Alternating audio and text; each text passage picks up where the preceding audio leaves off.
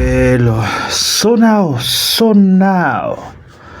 it's been a moment, but this is one of those times where I've actually gone out and I watched quite a bit of TV and film.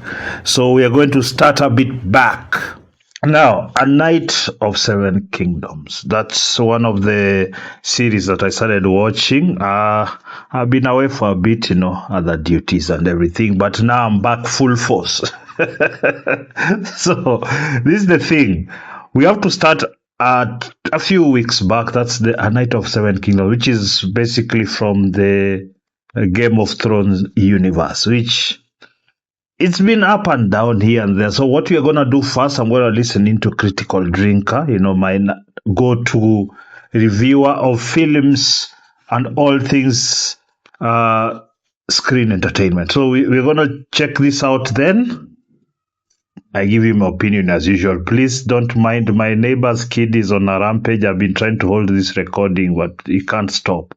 Hey, you. Yeah, you. Do you want to write a fantasy show? Yes, Here's a crazy idea for you. Start out with a likeable, good-natured protagonist who comes from humble origins and send him on a journey into the wider world for the first time. Along the way, he meets friends and enemies, encounters challenges and setbacks, and has to make some tough decisions that give the audience a better insight into who he is. But now, the first things first. Now, he's laying it out because this is one of the series where I felt there was really like proper character development, by not the one you're used to by Luo men. I mean, like they showed you who the person was, where he came from, why he behaves the way he behaves, and all that, and basically to give you a reason to vouch for the guy, if you like, or to want the guy to win or something like that. The same way they've done with the other characters. So there was just across the board, there was really, the characters were really well developed. And it's shocking to say this because Hollywood has spent quite a bit of money on a lot of things that just don't have this level of immersion, if you like. So that's just the beginning. I really enjoyed it, so I'm gonna be interrupting it more than with a often. little help from his friends and some good old-fashioned grit and determination, he manages to stay true to his principles and wins through to the end, becoming a stronger and wiser man as a result. Like I say, it's a crazy idea in the postmodern Hollywood landscape where heroism, bravery, masculine determination, and optimism seem to have been outlawed, but holy fuck, is it working for A Night of the Seven Kingdoms?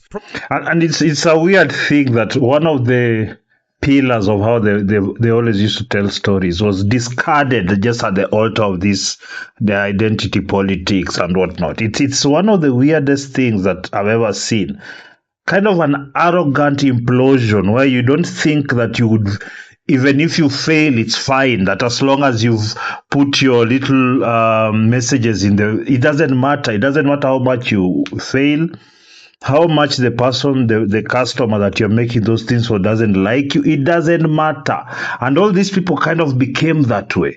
So yeah, let me just, yes, I wanted to do it. So it is just, I saw the implosion. That's why I thought it was very insidious how they kept on pushing these messages. And that I thought the messaging was more important to them than making money. Clearly, let me just, I don't know, it keeps changing. Clearly, it was, the messaging was more important than making the money. So it was very weird as a creator and a business person to see that, especially from one of the most successful commercial industries in the world. So the messaging became a thing that, Probably the best show on TV right now, and fast becoming my favourite show in the Game of Thrones universe. It was way!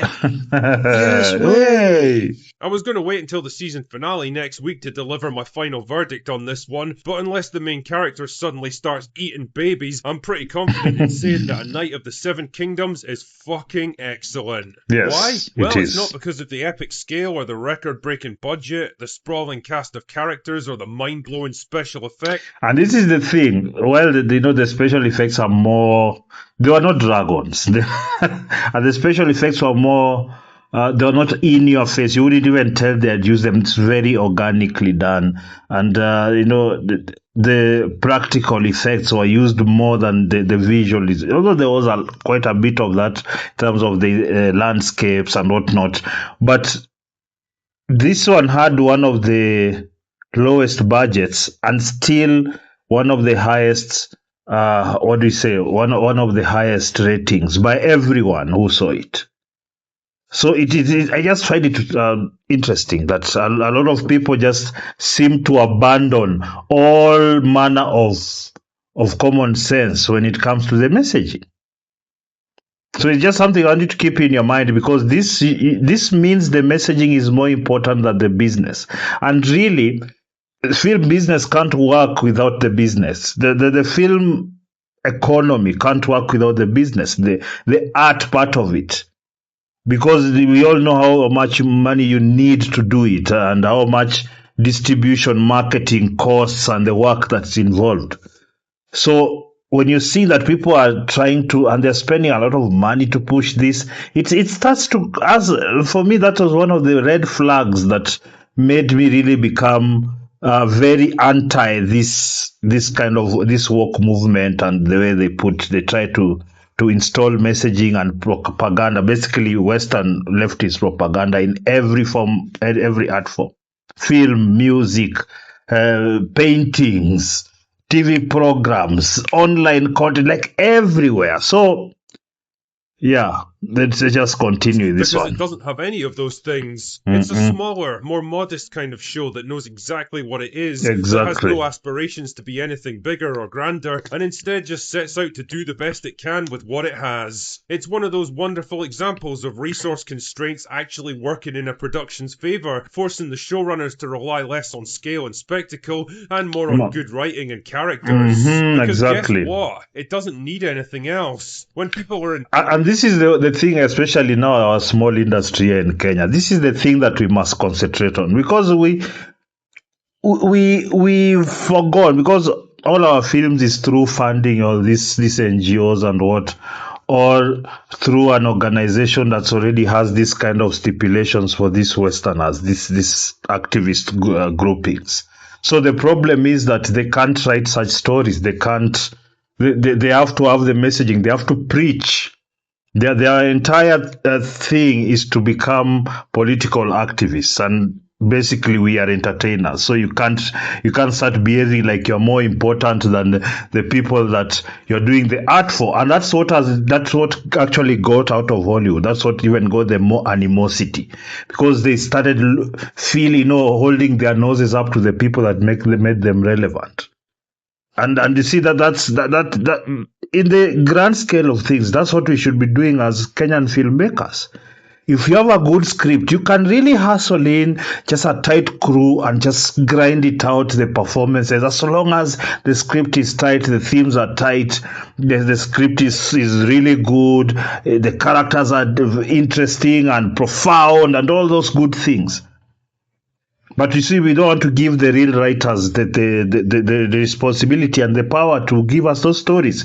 We want to pretend that we can write. Most of us can't. We can write basic stories like composition of high school or primary school, but you can't write really profound stories that, that would hold attention of, because we are competing globally. So we have to do better. The story is king. Always. Don't forgive all manner of technical shortcomings. Exactly. I mean, have you seen the shit we used to watch in the 90s and 2000s? Trust me, we weren't there for the special effects. But if not, then no amount of shallow visual spectacle is going to change that. Anyway, before I plunge any deeper into my analysis, allow me to furnish you with a plot summary. The story... I can't lie to you. I'm so envious of the way they're able to just create like timepieces, and they can go to a certain age and just create that through the sets and costumes, and they have the resources to do. That's one of the advantages of working in this industry. It's just a thing I noticed that I am very. I wish we had the resources to do that, because I don't even think we have the manpower to do such. People can create time realistic, like maybe you want to do something that was in the 60s. Can you get the cars that look like that? Can you get the buildings surfaces that look like that? That level we don't have. Centers around Sir Duncan the It's Tall, expensive a man too. who will one day go on to become a legendary figure in Game of Thrones lore. Sir Duncan the Tall. 4 pages for Sir Duncan. Must have been quite a man. So they say. But when we first meet him, he's nothing but a lowly squire to an obscure hedge knight who's just passed away. After burying the old man and taking Bro, up... this old knight. There's a scene where he just walks out. He's Basanga. Then he's got a a great white pipe. And they just show it. It took me aback a bit. I was like, okay, some rawness to this that I liked. They always give you some kind of shocking moments and things like that. The fight scenes. They'll talk about that. If I may talk about that, like the fight scene, there's a fight scene for those who haven't watched it. Just that it's still quite newish, so go watch it. The fight scenes are spectacular. There's no, how do we say? There's no Urambo mentality where nobody can be touched. It was actually something to behold. I loved going through the process with the fighters and the gore and the blood. It was very visceral, extremely. Sword, Dunk decides to enter a local jousting tournament with the vague goal of winning some respect as a knight and maybe even joining the Kingsguard someday. A modest quest for a modest man, but straight away you absolutely want him to succeed, partly because of the sharp writing that immediately fleshes him out as a simple but decent man, not especially smart or cunning, but with a good heart and a desire to become more than he is, and partly because of a great performance from lead actor Peter Claffey, who just radiates likability. Now, this mission isn't as easy as it sounds because his former master wasn't exactly a rock star as far as knights go. None of the noblemen that he approaches have ever heard of the guy, and if Dunk can't prove his lineage, then he can't enter the tournament. While he searches for a solution, he also strikes up a friendship with a mysterious young boy with a shaved head who identifies himself only as Egg, because his head looks like a fucking egg, I guess, and offers to be Dunk's squire. As it turns out, though, help arrives from the most unlikely of places in the form of Prince Baelor Targaryen, a conscientious man who makes a point of remembering even the most obscure hedge knights that served under him. He vouches for Dunk, allowing him to enter the tournament. Great stuff. Unfortunately, you see, it's the way they went about this, because it sounds a bit simplistic, or they just wanted to enter a tournament and whatnot, but it's the people they are going against again, and how he made the friendships necessary to do that, and how from the book, obviously, how the relationships were developed. It's you didn't get surprised, and you actually got invested, because there's a lot more to it than just going to battle. This thing they do, the knights, they knock each other like that. that I don't know, it's called what, I don't know. I know it's called, I just forgot it, but you know what I mean. So it seems simplistic that only that's the only thing that is actually looking for, but there's a lot more to it, with the why he has to do this and why the conditions hold as they are.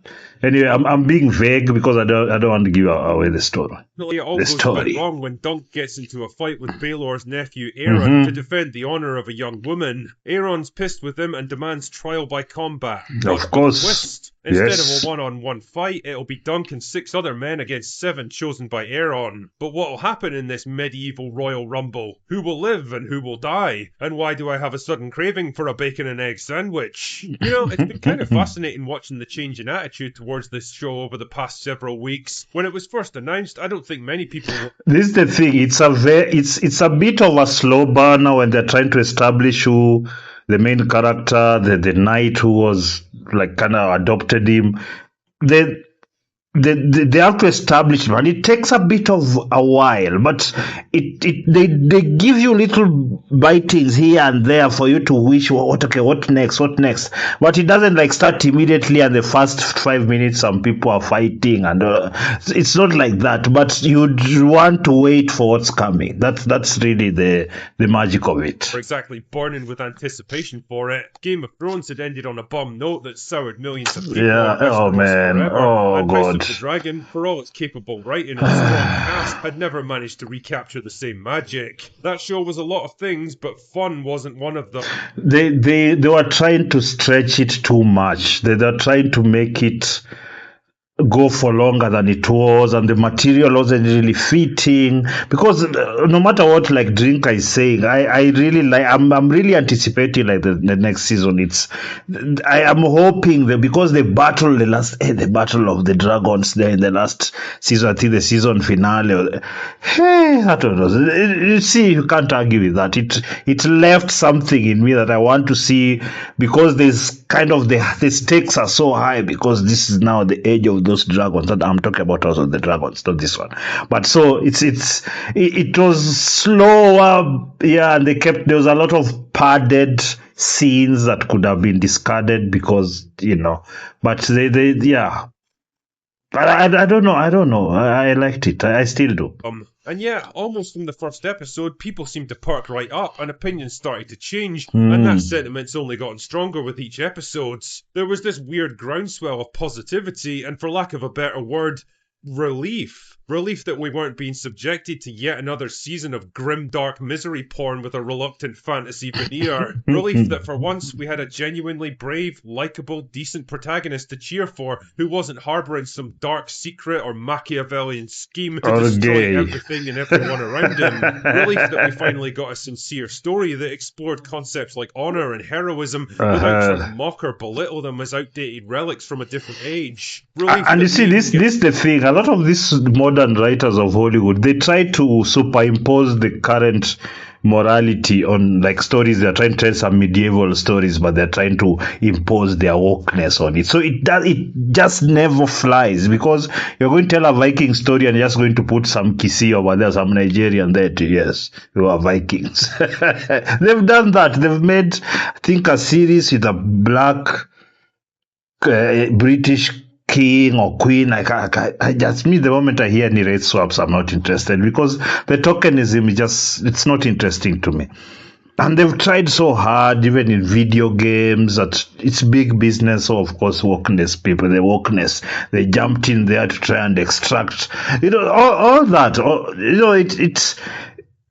It is one of the laziest forms of pandering to an audience that I've seen, and that's why for me, if there was that, like, they just, because sometimes they've switched characters, their races and what, but it is so well done. The person who was given the role is not for telling a certain group of people to F off and, we are pandering to these are the good ones, they deserve these roles. They never put, if they really wanted to, they would just create brand new black roles and characters, and they just develop them as not as hand-me-downs as from white characters. I mean, wouldn't that be the honest way to go about it? I mean, battle armor beating the absolute shit out of each other without the addition of some fucking ridiculous 100-pound girl boss pretending like she can fight just as well as the guys. That thing pisses me off. Girls get it done. Oh, the cringe of that scene. Self-imposed malaise, depressing moral ambiguity that inspires absolutely nobody, and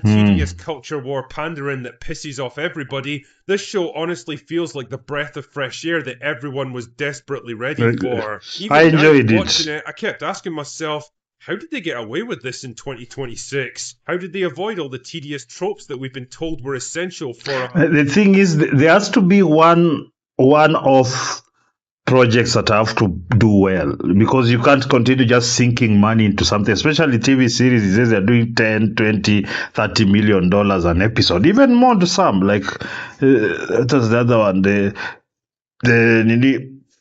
Rings of Power.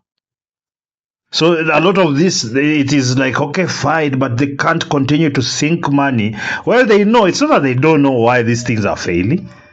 You can tell even from the way they start messaging. While the thing is, maybe the trailers come out and people have noticed, you did this and you did that. So the moment they do that, they go most of the time they start attacking the fans. And you see, once you attack the fans, you know your thing is failing. But they just somehow just had the arrogance to just continue it, just relentlessly. Like there was this endless pool of money they could just pull, do another shit movie about some great woman and another gay person, another lesbian, another trans dude. And they nominated some bogus musical. The most, because it was about those things. I can't even remember what it was. It was ridiculous. I did a review about it. I think I'll put the link here. Go watch. But Jesus Christ, these people, like let me modern audience. Yes, which doesn't exist. I don't know, man. Either this show was low profile enough and lucky enough to fly under the radar, or not possible. This is a much more exciting possibility. Maybe Hollywood are finally realizing what their audience wants, and more importantly, what they don't want. Because here's the thing. There's what's the current? There's the biggest blockbuster right now. I forget. I'll put a poster of it right now. Like it's doing so well, and it doesn't. You see, like they know what to produce. They know what works. And this particular, how do I keep? It's based on a book. I'm terrible. But anyway, that particular movie is made, and it's projected to make $700-800 million. Although they still spend like $200 million. It's ridiculous. They're still doing that, but the story wise, just knowing what to do and what to write, they have at their they have the best writers if they want them, and they just let them do their thing. They have the best technicians, VFX artists, directors. They do, but they refuse to. In fact, they kicked off most of them or forced them to write this bogus stuff that we are consuming now. The messaging is more important than the art. With the bleak nihilism where everybody is bad and nothing's worth fighting for. We're done. They've turned good people bad people good. Really likes. We're done with the ironic mockery and the sneering postmodern criticisms of classic heroic archetypes. We're done with the girl bosses and the diversity quote. Actually, of late, I've seen that they've actually doubled down. It's gone a bit harder. I've seen. Like the messaging in terms of like online and all, it's like it's as if they have not learned that it doesn't work, or they have, but they're just saying we must win. So even if we don't make money, we are still going, because a lot of these guys they're dependent on funding. A lot of these messengers, the people do, or access to the people making the money, the NGOs, the whatnot. So they require that. They need that to happen. But if everybody, because at the end, when people stop buying, it's over. They'll do it for a few years, but it's over. But there's just some underpinning narrative, or it's because it gets a lot of reactions online. So people are producing a lot of clickbait bullshit. A lot of these Hollywood people can't get off. You guys are up there with all the resources to create the best art.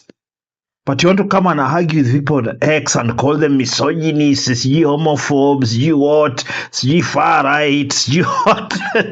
But you still see artists getting this arrogant. Just know this is bad already. And this particular show, like it was, the marketing wasn't even much. It was word of mouth, as in everything good. Word of mouth will get you there. So, yeah, and the alphabet soup of sexualities that have to get crammed into absolutely everything. Yeah. We don't need any of it. What we really need is a bit of optimism again, a bit of good old-fashioned adventure, a window into another world that's actually exciting and interesting to explore. And that's exactly what A Knight of the Seven Kingdoms delivers, from a perspective that you don't often see. We're used to seeing Westeros from the point of view of kings and generals and epic power struggles in palaces and fortresses. It's kind of rare to view that world through the lens of the common man, through small villages and farms and minor tournaments in far-flung provincial outposts. That's the kind, like when you have a franchise, that's the kind of world building that, it brings in more fans. Like the last one, they finished it. They killed the Ice King. It just deflated the entire excitement around it and the mystery about it, the entertainment value. So things like this start to buy back some of that loyalty. Like, hey, okay, you messed up on this last one. By the way, the writer is still alive. Just not finishing his stories. It's weirdos. But he got too much money, and you can tell he has that walk thing of, should I not? I already have. Anyway, yeah, anyway, let me continue. There's a charming Sometimes little I slice of ramble life too aspect to the much. show that I think it's important not to overlook. Narratively, it never dawdles, but it also takes just enough time to let us tune into the world, to get a feel for it and the people who live there. And because it's not weighed down by 100 different plot threads and characters that it has to keep jumping between, for once, it allows us to just settle in and bond with our leads. Speaking of which, Dunk and Egg make for a great pairing, contradictory but also complementary. One's physically powerful but naive and inexperienced with the wider world. The other is small and puny Yeah, but he's a bit of a deceptively wise and dum-dum. way more connected than he lets on. The two actors have got superb chemistry together, and some of the most enjoyable scenes of the show are just the two of them hanging out, talking together, sharing a meal. It's simple stuff, but you'd be amazed how effective simple things like Character this can be when you've been development. starved of them for years. Honestly, I just can't say enough good things about A Knight of the Seven Kingdoms. It's a show that put fun and adventure back into fantasy again, that actually makes me feel good when I'm watching it, instead of despairing over the human condition, and it's one of the few shows on TV that I actually look forward to each week. Is it a lucky fluke that somehow made it through the net, or does it signal the start of a major realignment in Hollywood's creative output? Uh, I don't know. I don't know. They seem to be a certain dogmatic nature in which that a lot of this messaging has to be put in movies. I think they might let a few of these come through, but I think for until it all crashes down, because there is actually, I'll do a video about this. There's a lot of job losses. Like in just about 2-3 years, like Hollywood has been over 50% of opportunities. Studios are empty. People have moved away and now they're producing in other states and countries because Hollywood got cocky, got expensive. The taxation of California and all that. So I'm going to talk about that, but it's also distilled by the fact that their products don't sell as well. So you can't keep many people. Then they have labor union strikes. It's just a culmination of the ideology and the way they react to these things that has worked to actually destroy this thing. And in my opinion, I don't think they'll change enough to not be destroyed. I think the streamers are trying to conglomerate. Paramount won their thing against Netflix. So I don't know how they play. I'm just optimistic that because customers refuse to buy, the people will change and you get better art. And as we can talk about better things that are out there, then now the standards can rise, and we can hopefully by then my movies would have come out, because I'm also working in the background trying to produce something that I want to see myself. So it is just part of that, because while you see me talk about such things, this is what I aspire, the level that I aspire to produce movies to or series. But I'm really just a movie person. This is the level. I don't want to give excuses. Oh, I'm from Kenya, I have no money, maybe I don't have enough experience. No. I know what's required. And I think when you've seen enough and you've practiced enough and you have the requisite passion, you have to achieve this. And as I said earlier, once you have a great story, great characters, great themes, that's the hard part. The rest should be straightforward, because technically this is people are there. Not yet, but for now, I'll fucking take it. Anyway, that's all I've got for today. Go away now. Okay, yeah. So that's that. So I don't know. This is, to me, just I'm happy that I can talk about something great coming from the biggest entertainment center in the world, Hollywood, because they have lost their way, and all these things distilled to us can get funding because you don't do work stories. A lot of people are doing scripts so that NGOs can fund them. So there's a lot of messaging put in there. The scripts are shallow, they are fake, they're not authentic, and their themes are usually very shallow too.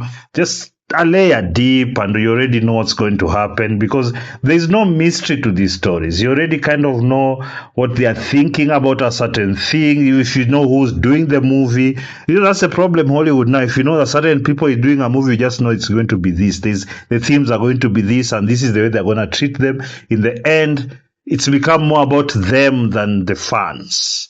And at least on this part, it seems there was some good people on it and they did a great job. I don't know what you think about that. If have you watched A Night of All Kingdoms? I think if you haven't, go watch it. It is very good. It's not a 10-second or 30-second TikTok video though. Sit there and feel something. Don't look for quick dopamine. Let it build up slowly. Watch it and enjoy that great art that's there, because that's really what we should. Because if you don't watch those ones, then they don't create those ones. Start creating this bubblegum stuff that doesn't work, and they employ people who just produce the bubblegum, which they usually they have their use, but not to create profound art. No. So leave me a comment down below, like, share, subscribe, and everything. And here you have to press also notification so you're notified of the next videos. Because maybe these are videos are coming. I'm coming now. There's a new series coming. It's a political series. We have to talk about the leaders that we are trying to elect the next election. People have already started campaigns. So here we are. People my age, the only thing we can really do right now is try and say through our experience and what we know, what's out there. Who these people you're chasing around, do they require you to support them as they do? Are they good enough? What is the criteria you're using to choose them? There's a lot coming. So yeah, do all the necessary over there and then share the video to your guys. I'm a VP.